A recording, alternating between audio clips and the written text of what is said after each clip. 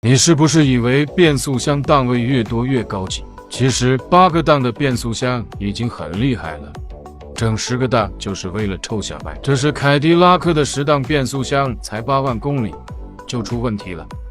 车主反映加了一脚大油门就出现了异响，我们来看看到底是哪里的问题。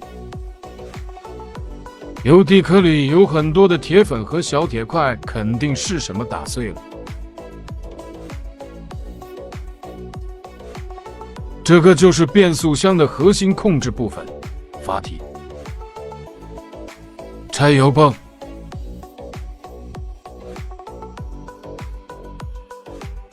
都说油泵齿轮容易坏，看看这个是不是齿轮坏了？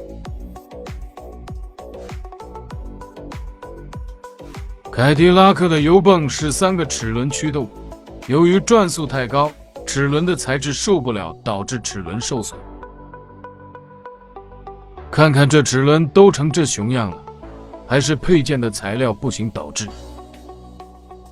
这个是变速箱里的线束。